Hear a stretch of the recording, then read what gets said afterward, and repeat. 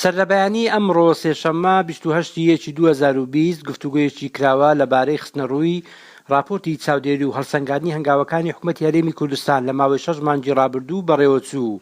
ئەو پرۆژەیە کە ساڵی شەشەمە بە پشتگیری ڕێکخراوی نێدی ئەمریکیە بۆ پشتگیری دیموکراسی لەو کارانێکە ئێمە کردیتمان ئەو پرۆژەیە وەک باسم کرد لە 2015 دەستمان پێکرد تا ئێستا بەردەوامە.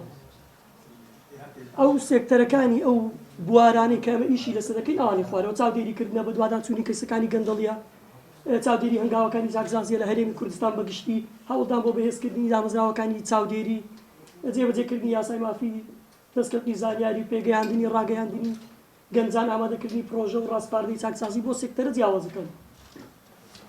شێوازی جێبەجێکردن ئەمە ئەو کارانەکە و جێبەجێ دەکەین ئەو پرۆژە و چالاکیانە پێشکەشکردنی کەیسەکانی گەندەڵیە بە دامەزراوەکانی چاودێری، ئەنجامدانی کۆنفرانس و وەرکشۆپ و چالاکی لەم شێوەی ئێستاە.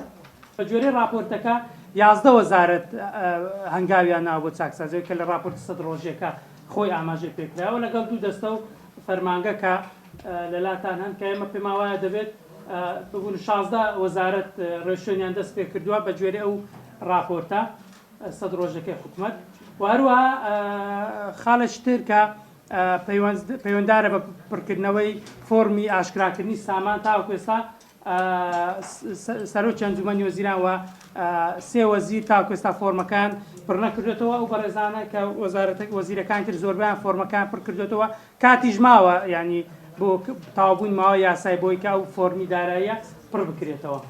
ئەوەی کە ئێمە بە شێوەیەکی گشتی تێبینیمان هەیە لەسەر راپۆرتە 100 ڕۆژەکە ئێمە راپۆرتەکان لەسەر ئاستی وەزارەتەکان لە راپۆرتەکە خراوەتە ڕوو. ئێمە پێم وایە حکوومەت دەبێت ئەو سێزدەیە لە چاکسازیە بەراورد کات و لەگەڵ کاری وەزارەتەکان خۆی راپۆرتەکە ئامادە بکات نەوەکەوە کۆی لە راپۆرتەکات بوو وەزارەتەکان راپۆرتیان ئامادەکە. لەو گفتوگۆیە کراوەیەدا کاژمارەیەک لە ئەندامانی پەرلەمان و نوێنەری دەستە و وەزارەتەکانی حکوومەتی هەرێمی کوردستان بەشداریان تێدا کردبوو باز لە کارە سلبی و ئیجابیەکانی ماوەی ڕابردووی حکوومەتی هەرێمی کوردستان کرا بە تایبەتی لە ڕووی چاکسازی و ڕوبەڕووبوونەوەی گەندەڵی. دواتر دکتۆر ئەحمەد ئەنوەر سەرۆکی دەستەی دەسپاچی هەرێم ڕوونکردنەوەی پێویستی لەبارەی گەندەڵی و هەنگاوەکانی ڕوبەڕووبوونەوەی ئەو دیاردەیە خستە ڕوو.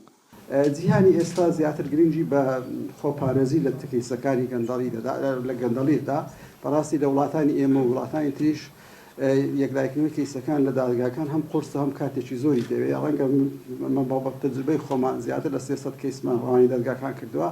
بەشێکی گرنگی یا تا لێبوردنی گشتی دەکەوێت یا تا زۆر تاخیر دەبێت و یا 3 ساڵی دەخایێت کە ئەو میکانیزمەکە ئەمە بۆ ئەوش پێشنیارمان کردووە و داوامان کردووە کە دادگایشی تایبەت تەخسیس بکری هاوشێوەی بەغدا، بەڵام بەداخەوە تا ئێستا ئەوە ناتەدی ئەو وا دەکا کەیسەکان بە زۆر بە درێژی یەکلایی بکردنەوەیان هەتا خود یەکلاییکردنەوەکە لە قازانجی بە کورتی سزادانی تاوانبە ئەوان نەبێت گەندەڵکاران.